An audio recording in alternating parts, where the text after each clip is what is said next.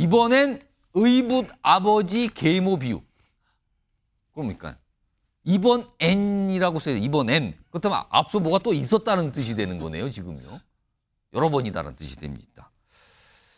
이재명 민주당 대표가 이게 이제 며칠 됐네요. 뭔가를 상황을 설명하면서 비유를 했는데 이게 지금 논란처럼 비춰지고 있거든요. 그 내용 좀 들어보시죠.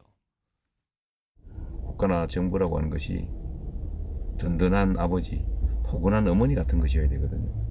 그런데 지금은 의붓 아버지 같아요.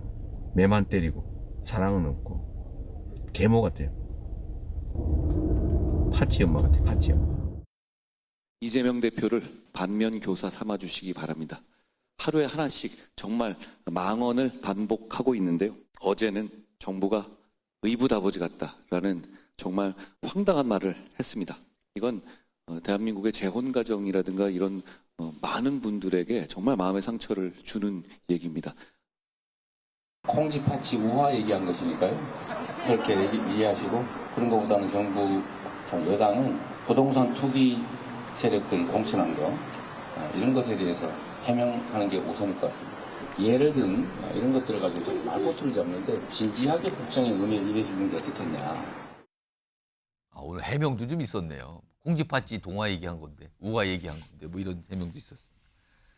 최진현 변호사, 그러니까 현 정부를 비판하면서 의붓 아버지, 계모의 비유를 했어요. 물론 뭐 매만 때리고 사랑이 없다 뭐 이런 걸 부지긴 했습니다만 이게 적절한 비유 같습니까? 적절하면 뉴스거리가 되겠습니까?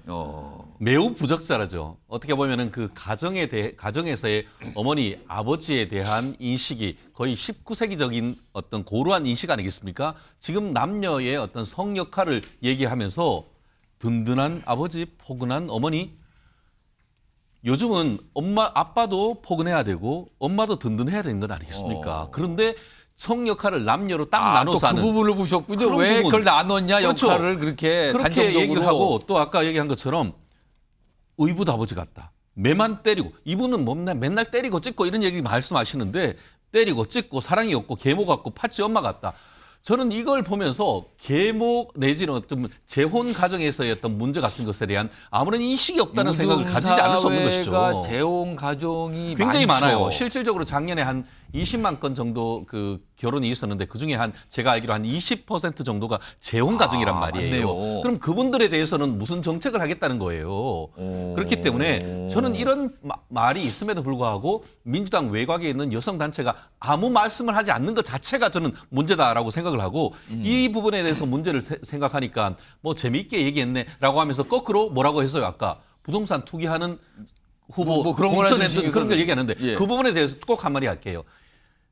부동산 투기와 관련해 가지고 민주당이 할 말이 없어요. 2017년 2월 그러니까 대선 있기 바로 3개월 전에 민주당은 지금 당사를 여의도에 있는 대형 교회 연수원으로부터 구입을 했어요. 그때 본인 돈 20%, 나머지 80% 은행 빚내 가지고 구입을 했단 말이에요. 그 본인은 당을 말하는 거죠? 그렇죠. 예. 민주당을 얘기를 하는 거죠. 그래서 그 연수원 건물이 지금 당사가 2배 이상 올랐다는 건 아니에요. 그래놓고는 어떻게 지금 부동산 투기네 뭐네 하면서 국민한테 대출 받아가지고 집 사지 말라고 얘기할 수 있나요? 그거는 지금 말하고자 하는 주제 본류는 아니고요. 예, 아무튼 본인은 의붓 아니지만 아버지 계모 얘기를 얘기했어요. 하면서 예. 그렇게까지 얘기가 가는데 본질적으로 다시 돌아온다고 하면은 민주당에서 항상 인권을 얘기를 하고 가족에서 어떤 그런 남녀 평등을 얘기를 하고 있습니다만 오히려 당 대표는 19세기적 남녀관을 얘기하고 있다는 점에서 굉장히 구시대적이고 이게 바로 사법 리스크를 넘어서 CEO의 오럴 리스크가 현재화되고 이 부분이 아마 앞으로 2주간 선거운동의 뇌관이 될 가능성이 저는 높다고 봅니다. 아무튼 논란은 좀 비춰지고 있고요. 그리고 진짜 재혼 가정에서 계신 분들, 그 재혼 가정의 부모이신 분들이 이 얘기를 들었을 때는 어떤 생각이 드시겠는가 이런 지적도 좀 나오고 있는 상황이거든요. 그런데 전 이재명 대표가 뭐 해명을 하기도 했습니다만 최근에 이재명 대표의 발언이 좀 수위가 높아지죠. 그러면서 약간 지적을 받는 발언들이 좀 간혹 나오고 있어요. 요새는 뭐 최소한 이틀에 한 번 꼴 정도는 나오는 상황이 되고 있는데 그 목소리 좀 모아봤는데요. 한번 들어보시죠. 지금도 망가뜨려버린 파탄난 민생 더 나빠질 수도 있고 정말 잘 살다가 파탄 나버린 아르헨티나처럼 될 수도 있습니다. 지금보다는 좀 더 개선된 세상 만들어 달라고 한 거 아닙니까? 근데 지금 제가 보니까 차라리 없었으면 나았을 것 같아요. 지금 현재 상태로 재정에 대한 대책 없이 분도를 즉시 시행하면 여러분은 강원 서도로 전락할 가능성이 높습니다. 강원 서도로 전락한 이것도 약간 유감 사과 표현했죠. 김종욱 행정가 누구 재혼가정 관련된 요 용어 여기다 비유를 들었는데 이거는 조금 지적을 받고 있는 건 사실이거든요. 뭐 이거 말씀하신 어떻게 것처럼 문제가 있으니까 거기에 대해서 사과나 해명은 하잖아요. 뭐 제가 예를 들면 한동훈 비대위원장 화법으로 얘기하면 아니, 국민의힘과 대통령은 사과도 안 하잖아요. 해명도 안 하잖아요. 이렇게 얘기할 수 있을 거라 생각이 드는데 말씀하신 것처럼 저는 그러니까 회초리를 든 무서운 모습 이건 보여준 건 사실이죠. 거기에 이제 의붓 아버지라는 표현이 좀 문제는 있습니다만 아니 건설노조 그렇게 탄압했죠. 언론 탄압했죠. 방송 탄압했죠. 야당 탄압했죠. 1년 6개월 동안 계속 그거 한 거 아닙니까?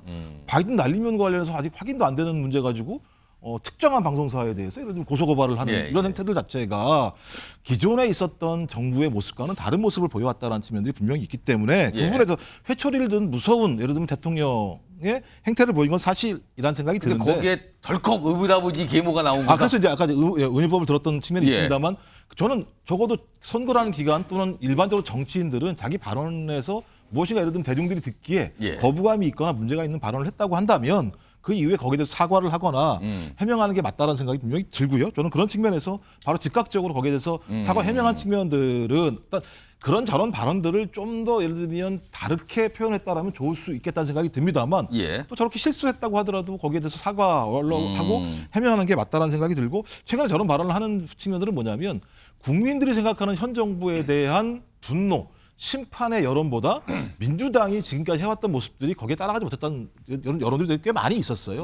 저는 그런 부분들과 관련해서 당대표를 중심으로 민심과 여론들을 선거운동 과정에서 반영하는 이런 과정에서 발생한 부분적인 예를 들면 문제라는 생각이 들고요. 좀 앞으로도 제가 볼 때 저런 발언보다는 좀 더 예를 들면 상식적이고 국민들이 듣기에 편안한 형태의 메시지를 전파하시면 훨씬 더 좋을 거라는 생각이 듭니다. 이재명 대표가 최근에 한 표현이죠. 그러니까 어떤 표현들이 문제가 되고 있는 건데 그 중에 하나가 이거 벌써 날짜가 좀 지났는데 중국의 셰셰 발언이 있었어요. 중국의 셰셰.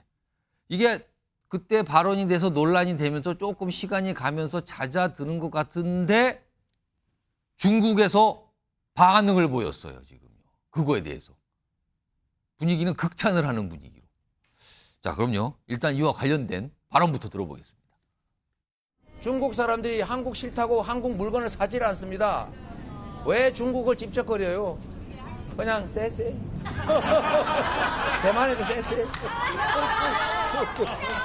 이러면 되지. 뭐 자꾸 여기저기 찝쩍거리고 무슨 양안 문제 우리가 왜 개입합니까?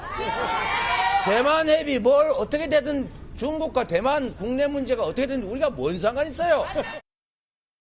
더불어민주당 이재명 대표의 주옥 같은 막말 프레이드가 전임이 가경입니다.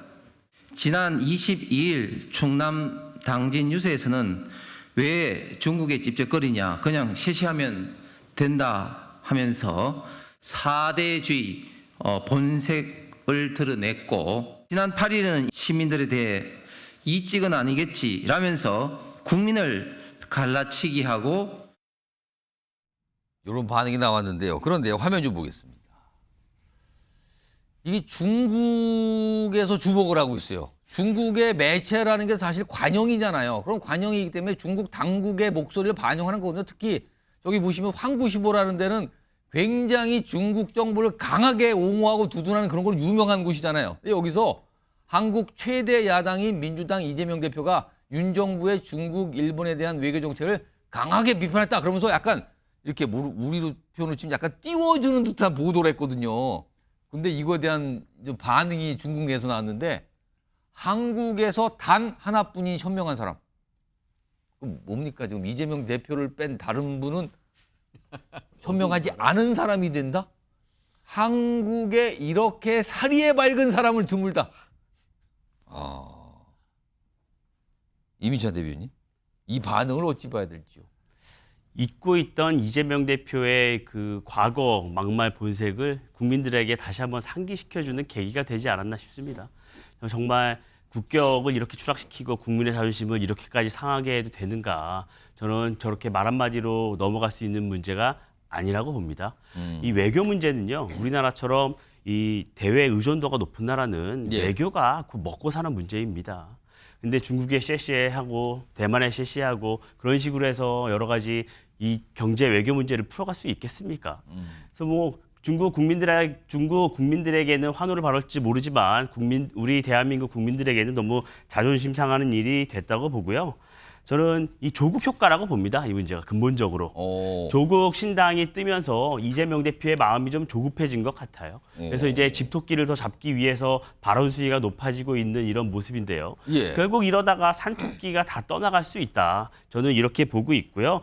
이 우리 젊은 세대들은 이 반중 정서가 팽배한 부분이 있습니다. 중국에 대해서 여러 가지 대한민국에 보복하는 문제나 중국의 여러 태도에 대해서 젊은 층에서는 반중 정서가 상당히 있는데요. 예. 저는 이재명 대표가 거기까지 고려를 못했던 것 같은데 이게 20대, 30대들에게서 어떻게 표심에도 아주 결정적인 역할을 할 수 있는 부분이다. 왜냐하면 오늘부터 시작이 되지 않았습니까? 재외국민 투표. 예. 재외국민 투표도 보면 미국이 제일 많습니다. 미국, 중국, 일본 순인데요. 과연 미국에 계시는 우리 중국에 계시는 일본에 계시는 우리 재외 동포들이 어떤 판단을 했을지 저는 이 셰셰 발언의 영향은 거기서도 한번 볼 수 있다고 생각합니다. 강소빌 부위원장, 이거 중국에서 저렇게 반응을 보이는 게 민주당한테는 부담 아닙니까? 오히려?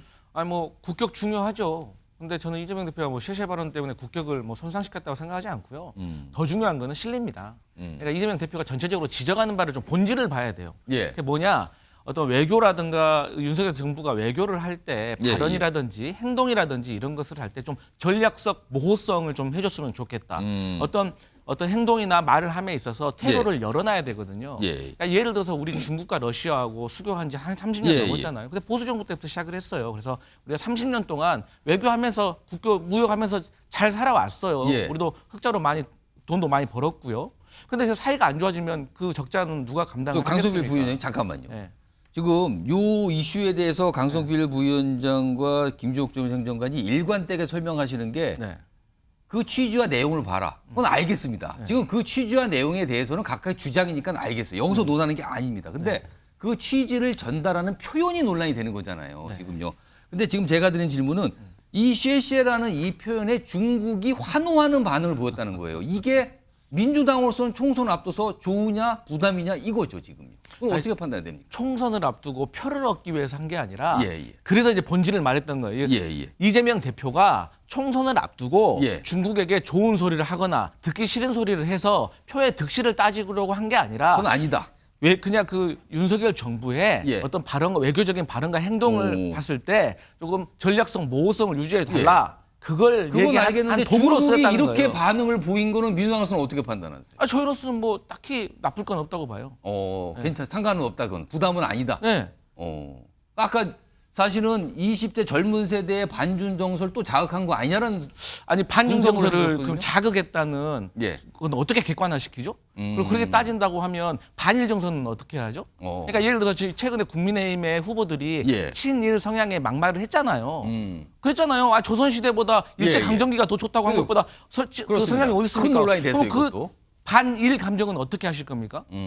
그래서 이런 걸 가지고 말꼬리 따지지 말고 좀 본질, 그러니까 야당으로서 외교적인 거에 지적을 하면 또 받아들일 부분은 받아들여라 이 말씀 드리고 싶습니다. 최인정 변호사 하실 말씀 있으세요? 네, 잠깐 결국은 드릴게요. 지난 그 문재인 정부 동안 극단적 친북, 친중 정책, 이른바 전략적 모성 정책을 지난 대선 과정에서 국민들이 심판하는 겁니다. 그러면서 윤석열 대통령 같은 경우에는 앞으로 본인이 대선 그 대통령이 되면은 한미 동맹 복원하고 그걸 기점으로 해서 한일-미 관계도 회복한다고 했습니다. 그러한 것에 대해서 국민적 선택을 바라는 겁니다. 그럼에도 불구하고 아까 얘기한 것처럼 결국은 어떻게 됐습니까? 싱하이민 국장급 대사 앞에서 그냥 아무 말도 못하고 그냥 그 한중 관계 나빠진 것이 한국 책임이라고 하는데도 가만히 듣고 있었고 그걸 거기다가 생중계까지 민주당 매체로 했습니다. 그리고 지금 있어가지고도 얘기한 것처럼 미국은 가만히 있는데 지금 중국이 나서가지고 밝을 명자 빛이 있다 이러고 있다는 한 것은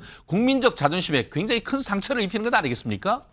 알겠습니다. 지금 뭐 요런 발언, 그러니까 이재명 대표가 어떤 정부 비판 수위가 높아지면서 표현을 쓰고 있는데 그 표현 중에서 일부들이 지금 논란이 되는 상황 뭐 이런 걸 좀 전해드렸고요.